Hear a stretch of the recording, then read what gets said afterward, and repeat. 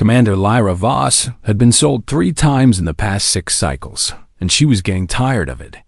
The auction hall on Nexus Station was massive, stretching upward into darkness where floating lights drifted like lazy fireflies. The air smelled of metal and fear, and something sweet that Lyra could not identify. Hundreds of aliens filled the seats around the central platform, their bodies coming in every shape and color imaginable. Lyra stood on that platform now, her wrists locked in magnetic cuffs that hummed with energy. She was the only human in the entire building, and she could feel every single eye turning to look at her.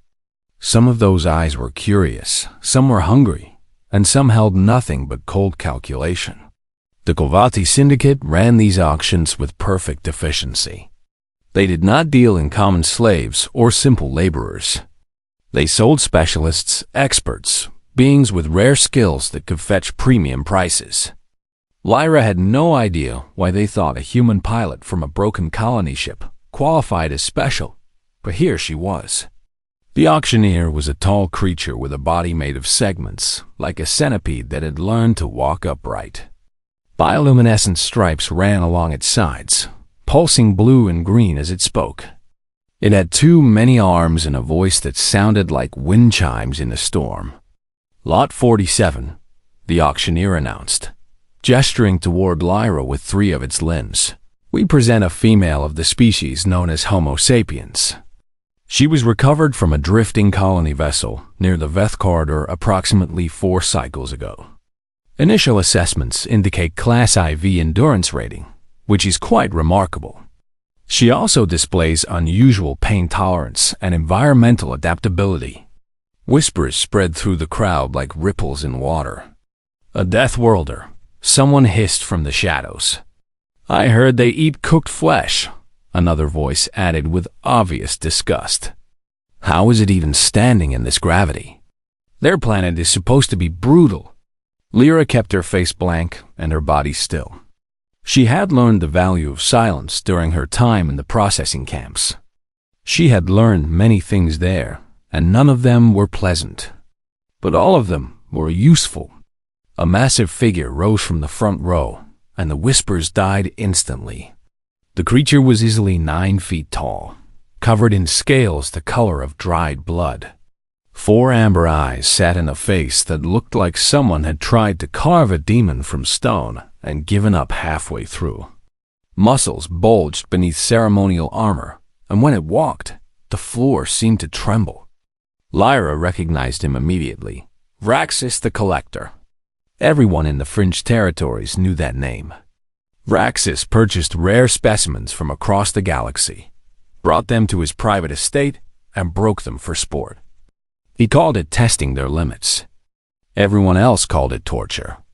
The lucky ones died quickly, and the unlucky ones became permanent additions to his collection. Raxus climbed onto the platform and began circling Lyra slowly, his 4 eyes scanning every inch of her body. She could smell him now, a chemical tongue like burning copper mixed with something rotten. His breath came in heavy gusts that ruffled her hair. It is small, Raxus rumbled, his voice deep enough to vibrate in Lyra's chest, and soft-looking. I see no claws, no fangs, no natural armor. The skin appears fragile, the muscles weak. Tell me, auctioneer, why should I pay premium rates for this fragile thing? The Kovathi auctioneer shifted nervously, its bioluminescent stripes flickering faster. The species has certain documented capabilities, honored collector. Persistence, adaptability, creative problem-solving. Our scientists recommend caution when handling. Raxus cut off the auctioneer with a laugh that sounded like grinding stone. Caution, he repeated mockingly. I have broken Tarkelian gladiators with my bare hands. I have tamed hive beasts that slaughtered entire colonies. I have crushed beings that could tear through starship hulls like paper. He leaned close to Lyra, so close that his breath washed over her face in a hot wave. What could this soft little creature possibly offer that would require caution? Lyra met his gaze. For a long moment, neither of them moved. The auction hall had gone completely silent. Even the floating lights seemed to pause in their lazy drift. Then Lyra smiled. It was not a nervous smile, or a frightened smile, or even a polite smile.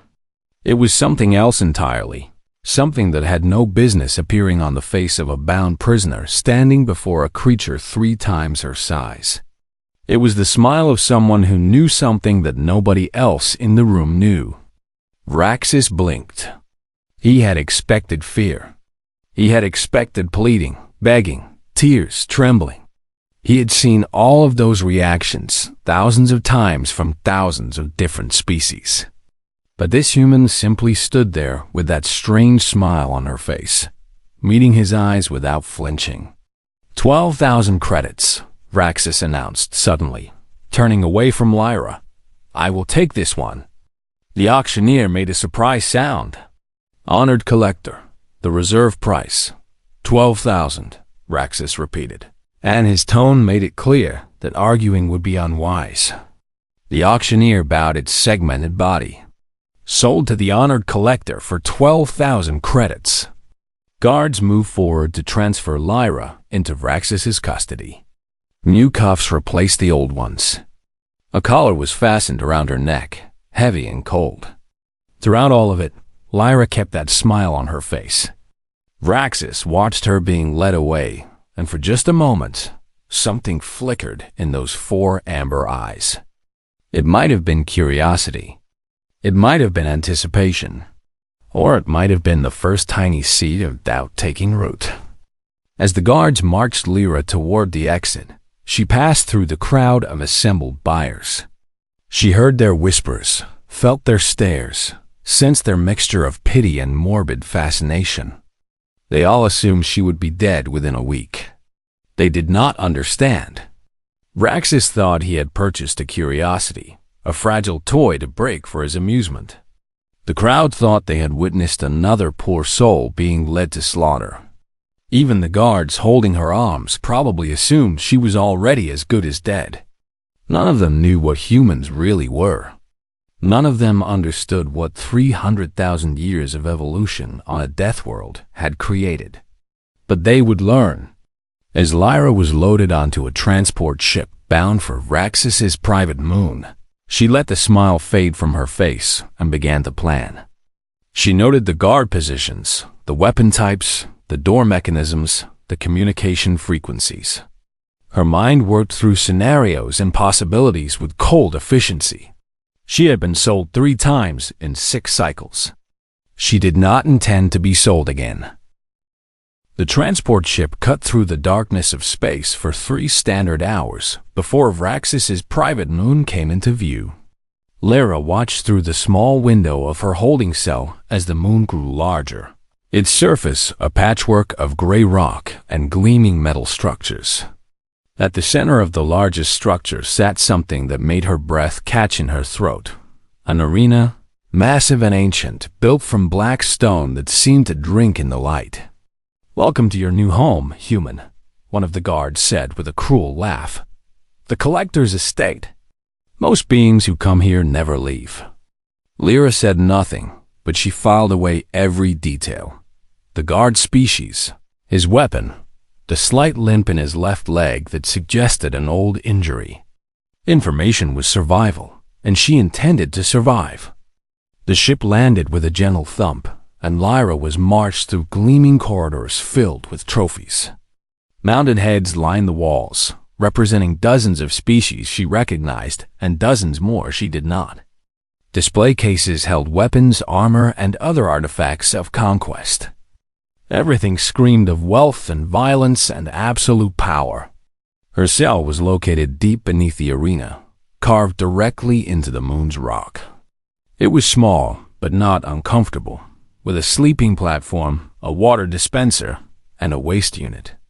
Most importantly, it had a window, a narrow slit that looked directly onto the arena floor above. Lyra understood immediately. This was psychological warfare. She was meant to watch others fight and die, and imagine her own end. She was supposed to break down slowly, consumed by fear and dread. Instead, She pressed her face to that window and began to learn. The gravity here was lighter than Earth, perhaps 70% of standard. Her muscles would be more efficient, her jumps higher, her movements faster. The atmosphere was rich with oxygen, which meant she could push harder and longer without getting tired. These were advantages, small but real. She watched the guards change shifts every 8 hours. She memorized their patrol patterns, their response times, the weapons they carried. They used neural stun lances, effective at close range, but slow to recharge after each shot.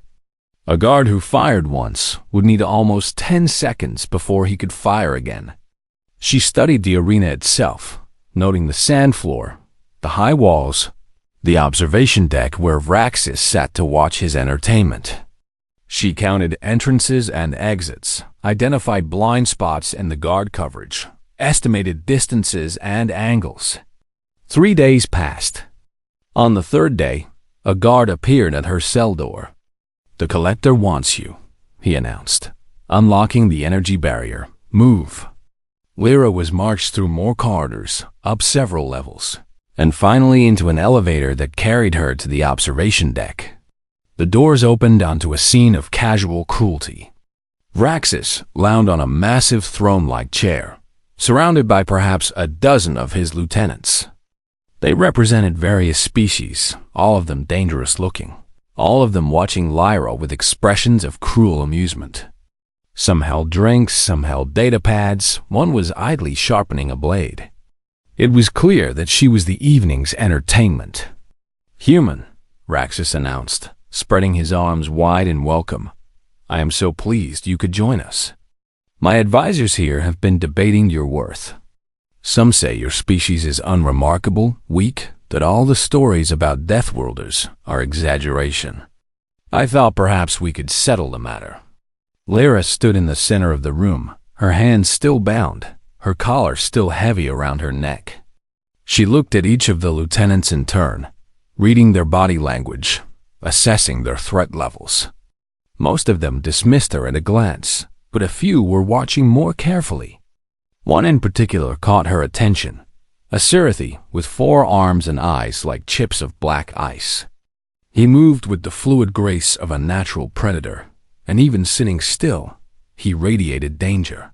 The others gave him space, which told Lyra everything she needed to know about the hierarchy in this room.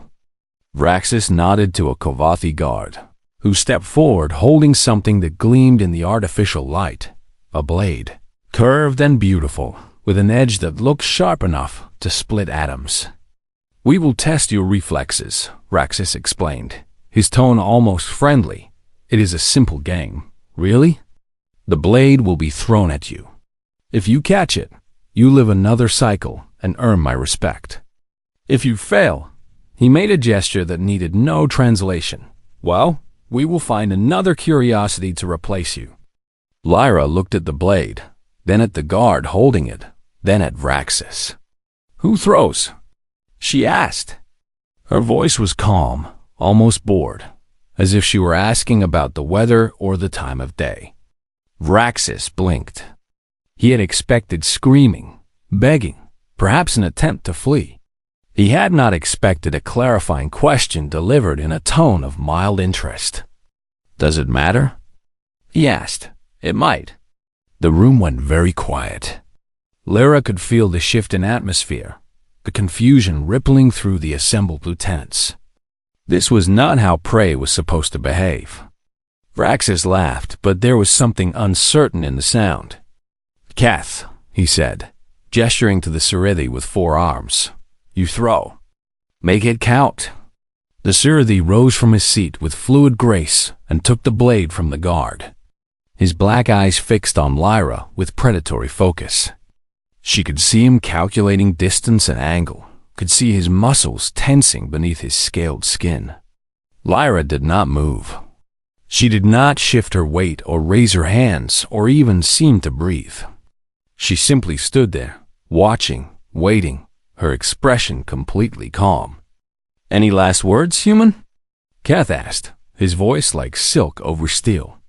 "Just one question," Lyra replied, Have you ever thrown a blade at a human before? No. Then this should be educational for both of us. Keth's eyes narrowed. With a movement almost too fast to see, he hurled the blade directly at Lyra's chest. The curved metal spun through the air, gleaming, deadly, beautiful in its own terrible way. Every eye in the room tracked its flight. Raxus leaned forward on his throne. The lieutenants held their breath, and time itself seemed to slow down as the blade completed its arc and descended toward the small, soft, fragile human who had no business being alive. Time slowed down for Lyra. This was not a figure of speech or a dramatic exaggeration. It was a biological reality. Humans had evolved a survival mechanism that their scientists called temporal compression. When faced with extreme danger, the human brain could process information at incredible speeds, making the world appear to move in slow motion. It was a gift from 300,000 years of running from predators, of dodging attacks, of making split-second decisions that meant the difference between life and death. Lyra watched the blade spin toward her chest, and in that stretched moment of time, she saw everything. She saw the curve of the metal, the way light played across its polished surface. She saw the rotation, counting the spins, calculating exactly when the handle would be facing her direction. She saw the angle of approach, the speed of the throw, the tiny wobble that told her Keth had put perhaps a fraction too much force into the motion. Her body moved before her conscious mind could give the order. Her right hand snapped up in a blur of motion, fingers closing around the handle at precisely the right moment. The blade stopped 2 inches from her chest, its deadly edge kissing her palm just enough to draw a thin line of blood. Time resumed its normal flow. The room was absolutely silent. Lyra stood there with the blade in her hand, red blood dripping from a cut that she barely felt. She looked at the weapon for a moment, then looked up at Raxus, and she smiled. It was not a relieved smile or a nervous smile. It was something far older and far more dangerous. It was the smile of a predator, of a species that had clawed its way to the top of the food chain on a planet that wanted them dead. Keth, the Surathi with 4 arms and 300 years of combat experience, took an involuntary step backward. His species had excellent vision, and he had seen the catch in perfect detail. He had watched the impossible become real. How? Someone whispered in the silence. Lyra turned the blade over in her hand, examining it casually, as if it were a toy rather than a deadly weapon. "You asked if humans were remarkable," she said, addressing the room. Her voice was calm and clear, carrying to every corner. "The answer is complicated.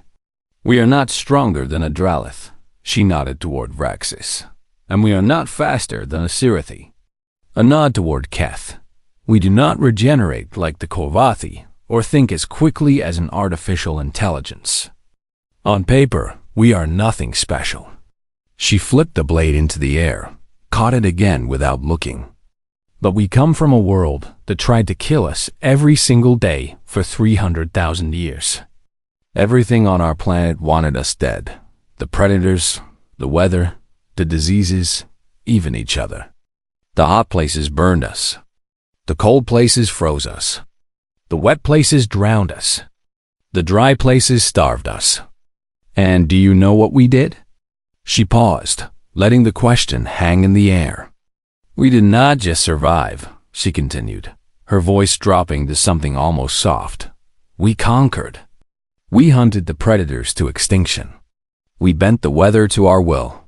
We fought off the diseases. We spread across every corner of our death world and made it ours. And then, when there was nothing left to conquer, we looked up at the stars and started reaching."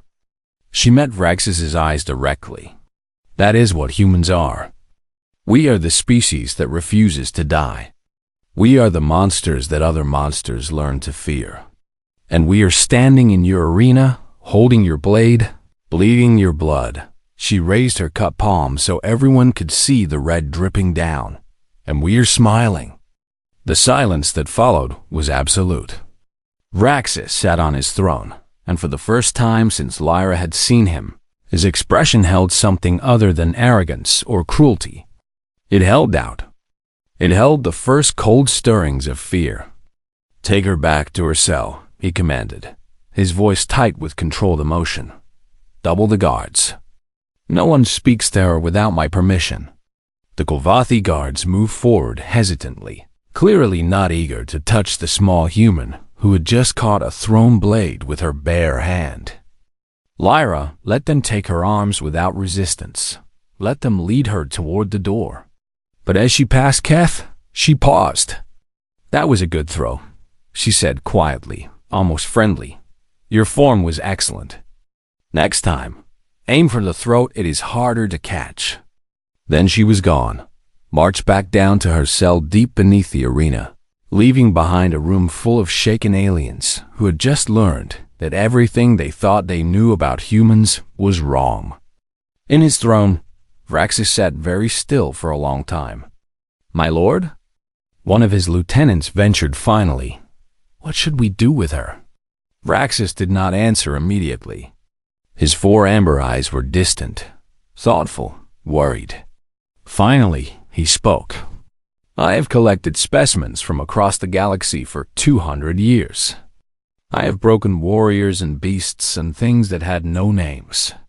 I have never seen anything like what just happened in this room."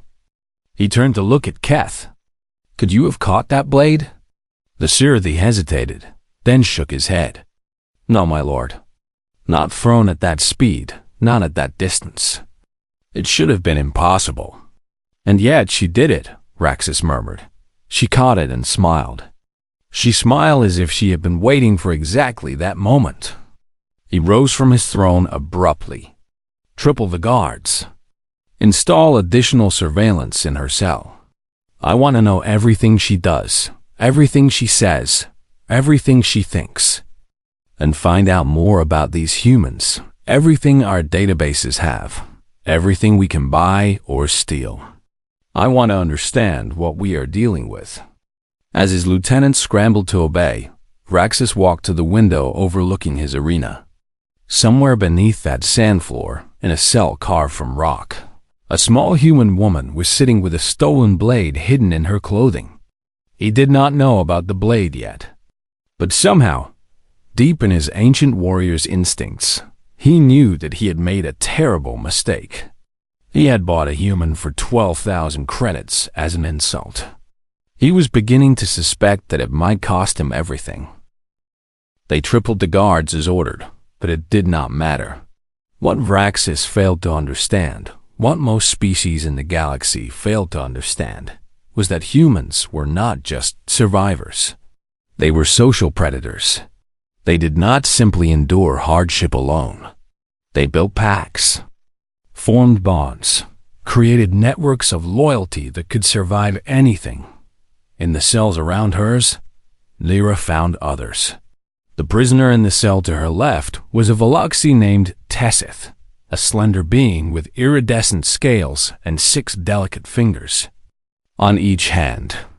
She had been an engineer on a research station before the Syndicate took her. She knew power systems, computer networks, and mechanical design better than anyone Lyra had ever met. Vraxis kept her alive because her skills were useful for maintaining his estate.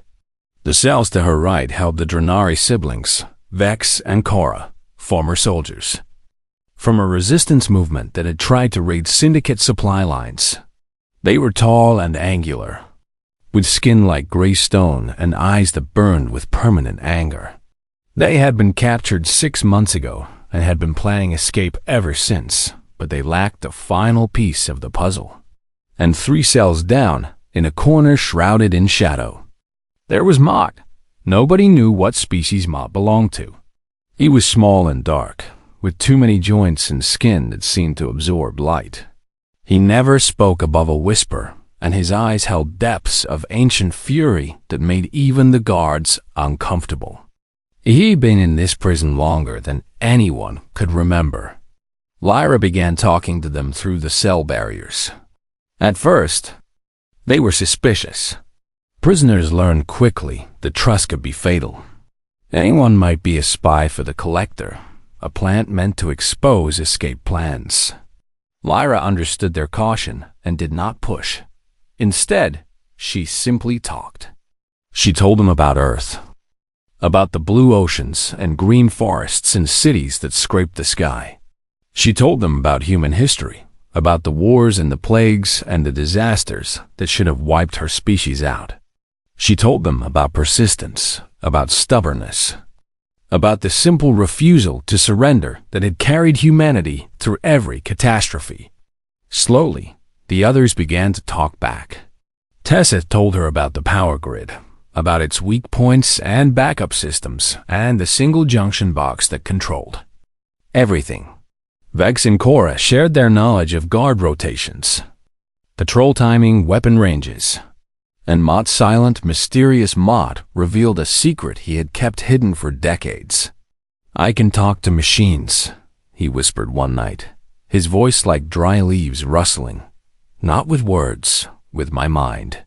If I touch a computer or a lock or an energy barrier, I can make it do what I want." Lyra's heart beat faster, but she kept her voice calm. "Why have you never used this to escape?" "Because escape alone is not enough," Mott replied. "I have seen others try. They get out of their cells, and then the guards catch them. They make it to the surface, and then the ships hunt them down. To truly escape, you need more than one trick. You need a plan." "I have a plan," Lyra said. "Will you help me?" There was a long silence. Then Mott's strange eyes glittered in the darkness. "I have been waiting 90 years for someone to say those words. Tell me what you need." Lyra gathered them all Tessith, Vex, Cora, and Mott, and she told them her plan. It was simple in concept but required perfect timing. Mott would disable the power at a specific moment during the shift change. Tessith would guide them through the service tunnels to avoid the bursty main corridors. Vex and Cora would handle any guards they encountered, and Lyra would deal with Raxus personally. "You cannot fight him alone," Cora objected, her stone-gray face tight with concern. "He's 3 times your size and has been killing for longer than your species has existed." Lyra reached into her clothing and pulled out the blade she had caught 3 days ago. "I have this." Tessith made a sound of shock. "You kept it. How did the guards not find it when they searched you?" "Humans have been hiding things from searchers for thousands of years," Lyra replied with a small smile. "We call it sleight of hand. It is a trick, but a useful one." Vex leaned closer to the barrier between their cells. "Even with a blade, even with surprise, Raxus is dangerous. He did not become the Collector by being easy to kill." "I know," Lyra admitted, "but I have something he does not understand. Something none of your species seem to understand." "What?" "Endurance." She explained about persistence hunting, about how early humans had chased prey across vast distances, not to catch them quickly, but to wear them down. Humans were not the fastest or the strongest, but they could keep going long after other creatures collapsed from exhaustion. "Raxus is built for power," she said, "but power requires energy, and energy runs out. If I can keep him moving, keep him attacking, keep him burning through his strength, eventually he will slow down. And when he slows down," she touched the blade, "I will be ready." The others exchanged looks of dawning hope. "When do we move?" Tessith asked. 3 days. Lyra decided. "We need time to prepare, to coordinate, to make sure everyone knows exactly what to do. In 3 days, during the night shift change, we strike." The days that followed were tense but productive. Lyra taught the others what she knew about human tactics, about misdirection and ambush, and the importance of controlling the flow of a fight. In return, they taught her about the layout of the estate, the weaknesses in its defenses, the places where Vraxis felt safest. She also spent time at her window, watching the arena below. Vraxis brought new prisoners to fight there, and Lyra studied each battle with cold attention. She noted how he moved, how he reacted, where he looked when he was confident, and where he looked when he was uncertain. She learned his rhythms, his patterns, his habits. By the third day, she knew him better than he knew himself. As the final hours counted down, Lyra sat in her cell with the blade across her knees, its edge gleaming in the dim light. Her heart was calm, her mind was clear, and her smile was sharp. Tonight, the collector would learn what it truly meant to face a human. Tonight, the galaxy would receive a reminder. Tonight, everything would change. The lights died at exactly midnight. One moment, the corridors were bright with artificial illumination. The next, absolute darkness swallowed everything. Emergency alarms began to wail, but they cut off mid-scream as Mott worked his strange magic on system after system. In her cell, Lyra felt the energy barrier flicker and fade. She was already moving before it fully collapsed, the stolen blade warm in her grip. Around her, she could hear other barriers falling, other prisoners emerging into the darkness. "Tessith, lead the way," she commanded in a whisper. "Vex, Cora, watch our backs. Mott, keep those systems down." They moved through the service tunnels like ghosts, guided by Tessith's perfect memory of the layout. Twice they encountered guards, and twice Vex and Cora dealt with them silently. The Drenari siblings moved with brutal efficiency, their stone-gray hands finding throats and pressure points with deadly precision. But Lyra was not heading for the exits. While the others continued toward the hangar where stolen ships waited, she split off alone, climbing upward through maintenance shafts toward the observation deck. She had unfinished business with the collector. The observation deck was empty when she arrived, or so she thought. Red emergency lights cast everything in shades of blood and shadow. The throne sat vacant, the luxury cushions abandoned. For a moment, Lyra wondered if Vraxis had fled. Then a voice rumbled from the darkness. "I knew you would come here." Vraxis stepped into the light, and Lyra's breath caught in her throat. He was enormous, even more imposing than she remembered. His ceremonial armor had been replaced with battle gear, heavy plates of black metal that covered his vital organs. In his hands, he held a war axe, a massive weapon designed for his species, capable of cleaving through starship hulls. "I should have killed you the moment I saw you smile," he said, circling slowly. "I knew then that you were dangerous." Something in those eyes, something ancient and hungry. But I was curious. I wanted to understand. Lyra raised her blade, so small compared to his axe, so fragile compared to his armor. "And do you understand now?" Vraxis laughed, but there was no humor in it. "I understand that your species is insane. I have studied your history in the past 3 days. The wars you fight against each other. The disasters you survive. The way you keep pushing forward no matter how many times you fall. You are not a species. You are a disease that refuses to be cured." "Thank you," Lyra said, and she meant it. Vraxis attacked. The axe came down like a falling moon, and Lyra threw herself sideways. She felt the wind of its passage, heard the crash as it split the floor where she had been standing. Stone fragments sprayed across her back, but she was already rolling, already moving, already planning her next 3 steps. She could not block his strikes. She could not match his strength. So she did not try. Instead, she ran. She darted between pillars, ducked under furniture, kept obstacles between herself and that terrible axe. Vraxis followed, roaring with frustration, his massive weapon destroying everything it touched. The observation deck became a ruin as he chased her, tearing apart his own palace in his rage. "Stand and fight," he bellowed. "Face me like a warrior." "I am facing you," Lyra called back. This is how humans fight. We do not meet strength with strength. We meet strength with patience. She kept moving. Minutes passed, and slowly, the balance began to shift. Vraxis was built for overwhelming power, for crushing opponents in seconds. His species had evolved as apex predators, creatures that killed quickly or not at all. They were not designed for extended combat, for the grinding war of attrition that humans had mastered on the African plains. His swings grew slower. His breathing grew heavier. Sweat, or whatever passed for sweat on a Dralith, began to drip from his face. Lyra watched and waited, conserving her energy while he spent his recklessly. This was persistence hunting, the oldest human tactic. Chase the prey until it cannot run anymore, then strike. Finally, Vraxis stumbled. It was a small thing, barely a misstep, but Lyra saw it. She saw the exhaustion in his movements, the way his grip had loosened on the axe, the slight tremor in his arms. She attacked. She came in low, under his guard, and her blade found the gap between his armor plates.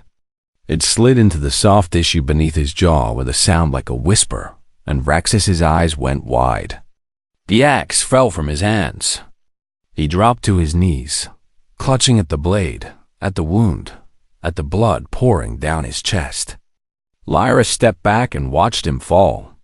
"You asked what humans could offer," she said quietly. "Here is your answer. We are the species that crawled out of hell and learned to love the heat.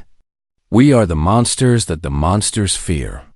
And we never ever give up." Vraxis tried to speak, but only blood came out. His four amber eyes dimmed, flickered, and finally went dark. The collector was dead. A voice crackled from a salvage communicator at Lyra's belt. "Commander, this is Tessith. We have control of the hangar. All prisoners are aboard and ready for departure. Awaiting your orders." Lyra looked down at Vraxis one last time, then turned and walked toward the door. "I am on my way. Prep the fastest ship for immediate launch. We are leaving." She moved through the ruined corridors of the estate, past the fallen guards and broken systems, past the trophies and displays that had represented so much cruelty. Behind her, fires were starting to spread, consuming the collector's legacy. In the hangar, a ship was waiting. Tessith stood at the controls, her 6 fingers dancing across the interface. Vex and Cora secured the other freed prisoners in the cargo bay. Mott sat in a corner, his strange eyes reflecting the light of distant stars. Lyra climbed into the pilot's seat and fired the engines. The ship rose through the hangar doors, burst through the atmosphere, and shot into the endless black of space. Behind them, Raxus's moon grew smaller and smaller until it was just another dot of light among millions. "Where do we go now?" Tessith asked. Lyra looked at the star map spread across the navigation screen. So many worlds, so many possibilities, so many places where other beings were suffering under the Syndicate's cruelty. "We find others like us," she said. "Survivors, fighters, people who refuse to break. We build something new. And we teach the galaxy what humans have always known."